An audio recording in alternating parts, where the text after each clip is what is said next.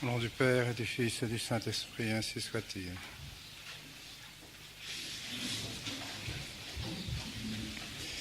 Bien chers amis, mes bien chers frères,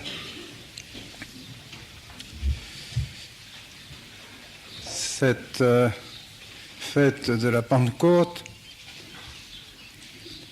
nous rappelle l'anniversaire de la fondation de l'Église.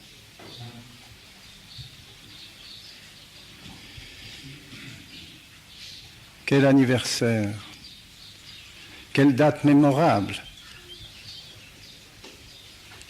Tout ce qui avait précédé la fête de la Pentecôte dans l'histoire religieuse de l'humanité préparait cette journée extraordinaire de la descente du Saint-Esprit sur ceux qui désormais devaient prêcher l'Évangile, la bonne nouvelle de la venue de Dieu sur la terre, de sa mort sur la croix, de sa résurrection, de son ascension. Et en effet, en ce jour, entourant la Vierge Marie, qui, elle, n'avait pas besoin de la Pentecôte. Elle était déjà remplie du Saint-Esprit, et c'est même par elle que la grâce du Saint-Esprit va être donnée à ceux qui l'entourent. Il n'y avait pas seulement que les apôtres, il y avait aussi des disciples, puisque les actes des apôtres disent qu'ils étaient environ 120. Ainsi, par la Vierge Marie, l'Esprit Saint est descendu sur tous ceux qui étaient présents dans le Cénacle, et ils ont été transformés. Alors que, peu de temps avant son ascension, notre Seigneur reprochait encore aux apôtres d'être des incrédules. Et sur le lieu même de l'ascension, les apôtres demandent encore à notre Seigneur, « Mais quand restituerez-vous le royaume d'Israël » Ces apôtres étaient encore aveuglés. Ils croyaient encore à la restitution du royaume d'Israël temporel. Ils n'avaient pas compris que le royaume de notre Seigneur Jésus-Christ était un royaume universel, éternel, spirituel, temporel certes, mais par l'Esprit Saint. Et voici que par la descente du Saint-Esprit, leurs yeux s'ouvrent. Ils prennent contact avec Dieu d'une manière mystérieuse, mais d'une manière profonde, d'une manière réelle. Et je pense que pour essayer de connaître mieux la psychologie de ceux qui étaient dans le Cénacle et qui se sont trouvés ainsi transformés par la descente du Saint-Esprit, on ne peut mieux faire que d'examiner, de penser aux fruits du Saint-Esprit. On juge l'arbre à ses fruits. On peut juger de l'Esprit Saint qu'ont reçu ses disciples et les apôtres par les fruits du Saint-Esprit. Et quels sont ces fruits du Saint-Esprit ? Eh bien, saint Paul nous les énumère. Ils sont au nombre de 12. 12 fruits du Saint-Esprit. On peut les regrouper en quelque sorte en 3 groupes. Les premiers, c'est la charité, la joie, la paix. Charité, joie, paix. C'est déjà le ciel. Qu'y aura-t-il d'autre au ciel ? La charité. La charité qui nous unira à Dieu pour l'éternité. La charité qui produira dans nos cœurs une joie ineffable. et qui produira également une paix qui ne finira pas. Ainsi, les fruits que les disciples ont éprouvés au moment de la descente du Saint-Esprit sont déjà une participation à l'éternité. Ils se sont trouvés en quelque sorte surélevés par la grâce du Saint-Esprit, par cette grâce surnaturelle, à une connaissance de Dieu, à un contact avec Dieu extraordinaire, qu'ils n'avaient jamais éprouvé jusqu'alors. Ils se rendirent compte que Dieu était tout, qu'ils avaient tout reçu de Dieu et que toute leur vie devait être orientée vers Dieu. Pour eux, ce contact avec Dieu eut l'effet d'une donation définitive pour eux. Ils étaient définitivement acquis à Dieu, à l'éternité, à la Trinité sainte, par la présence du Saint-Esprit en eux. Désormais, plus rien ne pourrait les détacher de Dieu. Rien. Et ce seront précisément l'expression des autres fruits du Saint-Esprit, car ils ne sont pas encore au ciel. S'ils déjà ils ont une impression d'avoir approché Dieu d'une manière mystérieuse, d'une manière profonde, d'une manière extraordinaire, ils sont encore sur la terre. Et alors quels seront les fruits du Saint-Esprit dans cette vie terrestre, dans ces contacts avec les événements quotidiens, avec les difficultés, les épreuves, les doutes, les hésitations, les angoisses? Eh bien, saint Paul énumère alors la patience, bénignité, bonté, longanimité. Voilà les fruits qui seront ceux, en définitive, de l'espérance, voyez-vous. Les yeux fixés sur le ciel, les yeux fixés désormais sur Dieu, sur le bonheur éternel qu'ils attendent désormais avec un espoir profond. In te domine speravi non confundar in aeternum. En vous, mon Dieu, j'ai placé mon espoir et nous ne serons pas confondus. C'est bien ce qu'ils devaient se dire. Et alors, désormais, toutes les choses de la terre leur apparaissaient sous un autre jour. Ils n'y étaient plus attachés.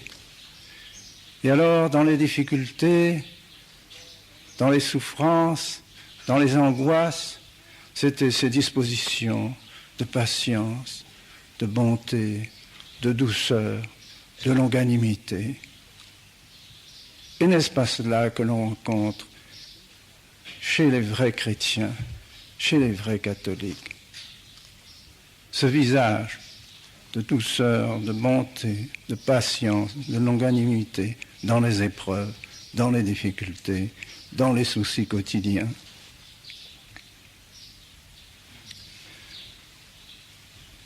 Et puis, ils n'étaient pas nécessairement devenus des saints. Les tentations les guettaient encore. Tentation de l'orgueil humain, l'orgueil de l'intelligence, l'orgueil de la raison, qui se révolte contre la foi, contre cet aveuglement de la foi, contre cette obéissance que représente la foi. Obéir à la révélation qui nous est donnée par Dieu. Notre esprit, notre intelligence doit se soumettre. Nous ne comprenons pas les mystères que le bon Dieu nous révèle, mais nous devons cependant accepter, adhérer à ces mystères de toute notre âme, de tout notre cœur. C'est une épreuve très dure pour notre intelligence, pour notre raison, une épreuve d'humilité.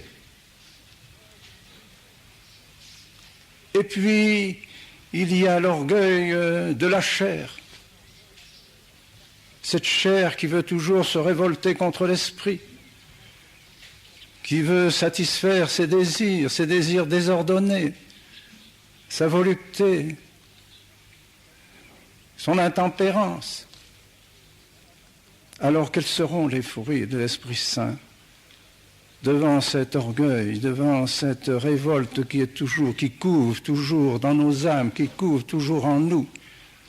Eh bien, ce seront justement la foi, la modestie.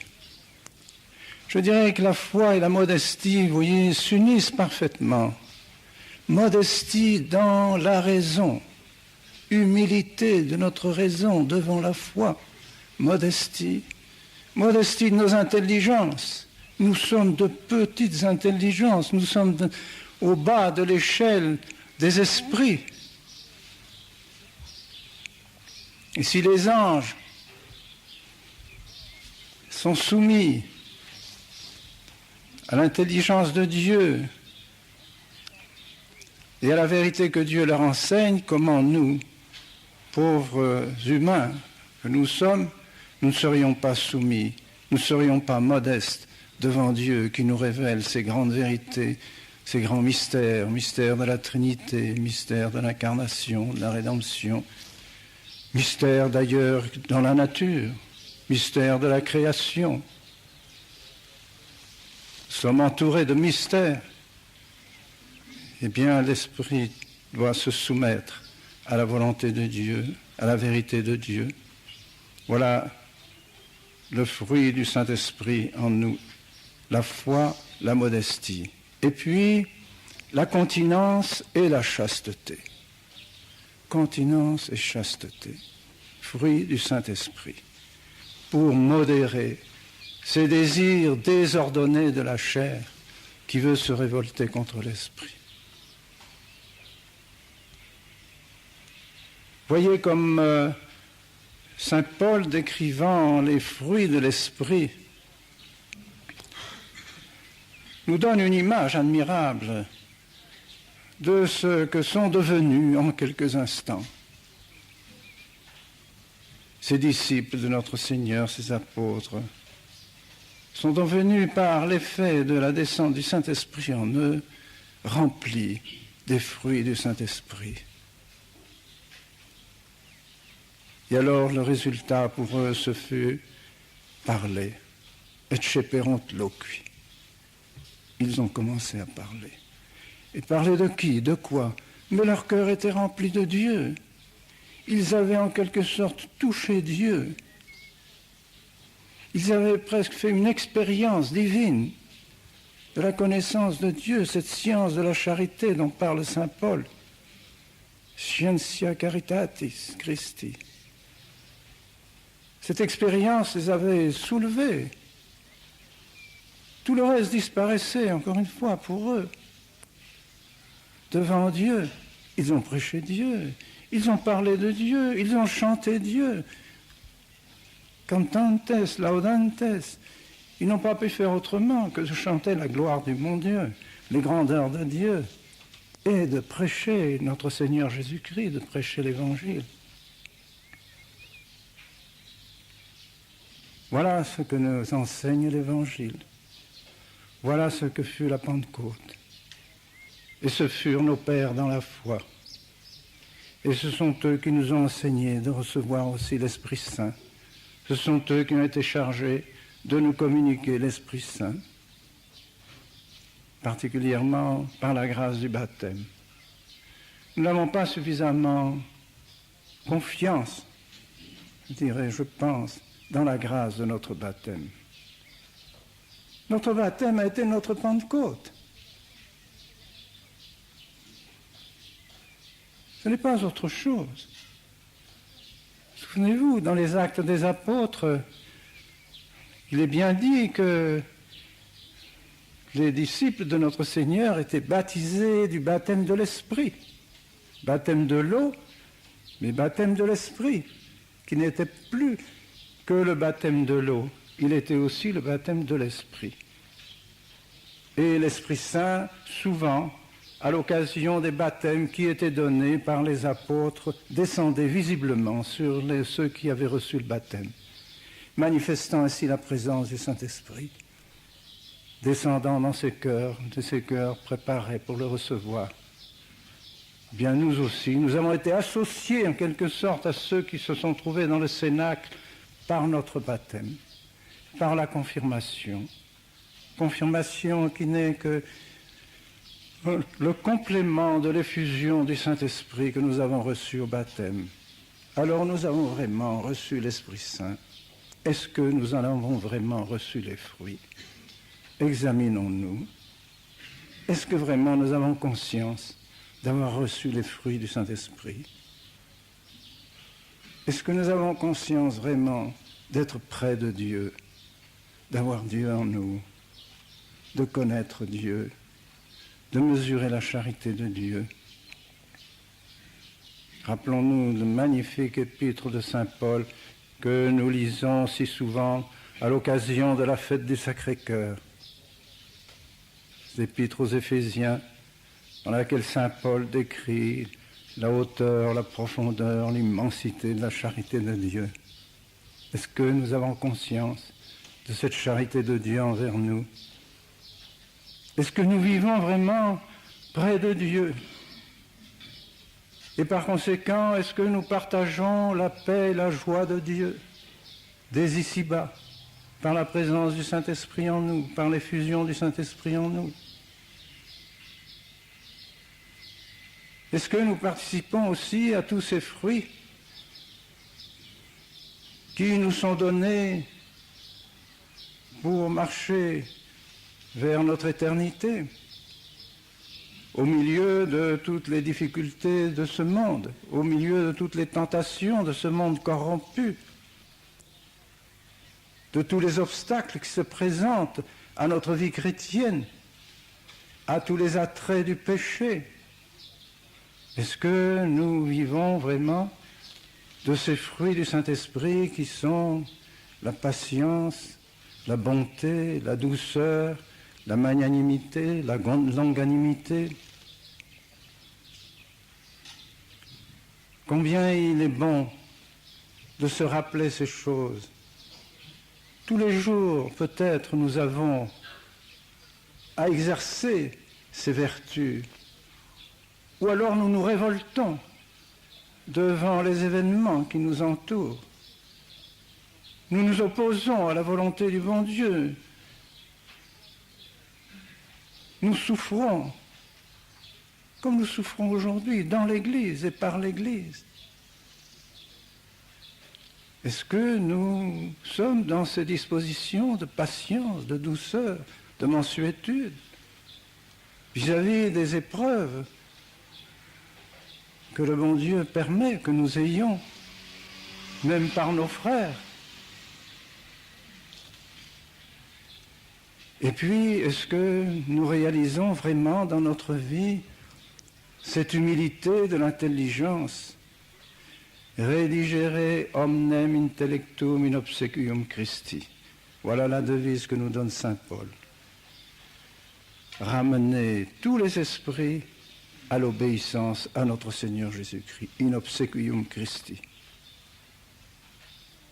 Ces intelligences qui voudraient se révolter, cette raison qui s'est fait adorer au moment de la Révolution française, adorer la raison humaine, contre la volonté de Dieu, contre la foi, justement, qui demande à cette raison de se plier et d'obéir et d'accepter la révélation et toutes ses conséquences et tous les commandements de Dieu.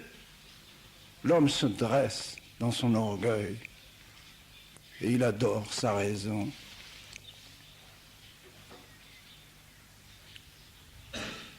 Et est-ce que nous faisons aussi tout ce que nous pouvons pour que les fruits du Saint-Esprit nous aident à modérer les désirs de notre chair, qui elle aussi veut se révolter, qui elle aussi voudrait bien ne pas obéir au commandement de Dieu? Est-ce que vraiment les fruits du Saint-Esprit agissent en nous pour vivre de la vertu de tempérance? Demandons aujourd'hui spécialement tous ces fruits ou à l'Esprit Saint, afin que nous vivions vraiment en catholique. En catholique. Est-ce qu'il y a eu une autre Pentecôte dans une autre religion? Je vous le demande. Est-ce qu'on n'a jamais entendu dire que l'Esprit Saint était descendu dans une autre religion que dans la religion catholique? Non, parce qu'il n'y a pas d'autre religion. Il n'y a qu'une religion, celle de Dieu. Il n'y a pas deux religions, il n'y en a qu'une. Celle que Dieu a fondée. Celle que Dieu nous demande d'avoir, la sienne, la religion de Dieu, la religion divine. Et cette religion divine, c'est la religion de la Pentecôte. C'est celle de l'Esprit Saint. C'est celle de l'Esprit qui nous est donnée par le baptême et par les sacrements et qui rénove complètement notre âme, qui ressuscite nos âmes et les met en contact avec Dieu pour qu'elles soient un jour en contact avec lui pour l'éternité. Il n'y a pas d'autre religion.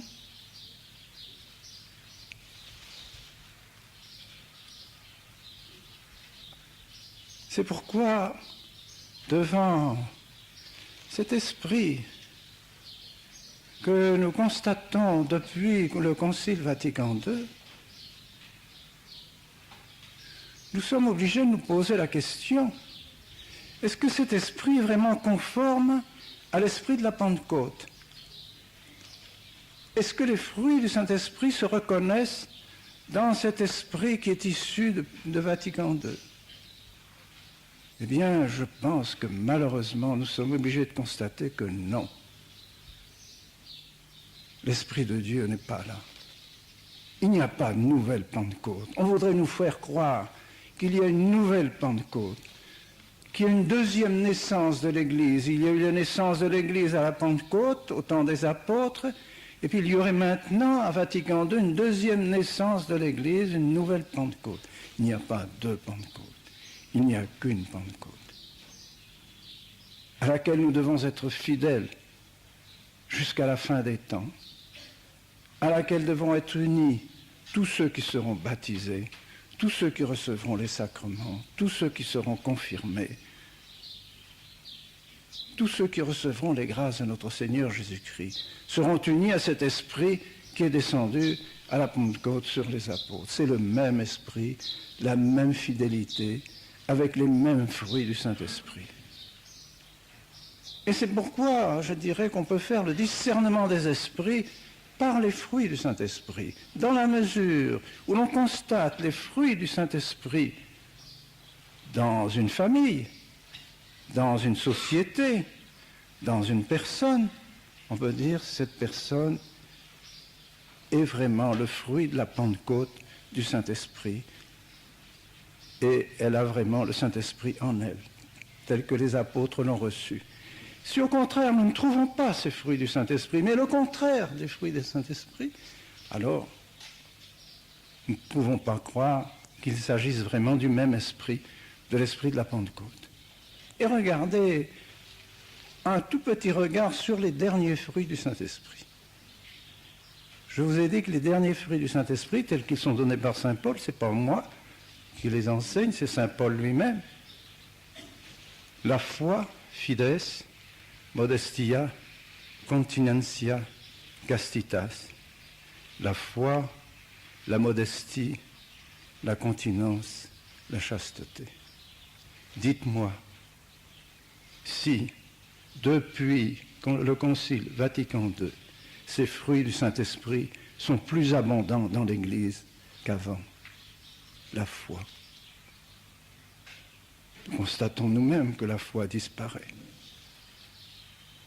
La modestie. Nous constatons au contraire l'orgueil des hommes plus fort que jamais. L'intelligence des hommes qui se dresse plus que jamais contre Dieu, avec ses droits de l'homme, cette révolte de l'homme contre les lois de Dieu. Dites-moi si la continence, si la chasteté est mieux appliquée et plus étendue depuis le Concile Vatican II qu'avant le Concile Vatican II. Et vous aurez répondu. vous-même, par vous-même. Et ceci est très grave et très important. Nous voulons garder l'Esprit de Dieu. Nous voulons garder l'Esprit de la Pentecôte. Nous ne voulons pas trahir l'esprit de la Pentecôte, que les saints apôtres ont reçu. Nous voulons le garder tel que nous l'avons reçu au baptême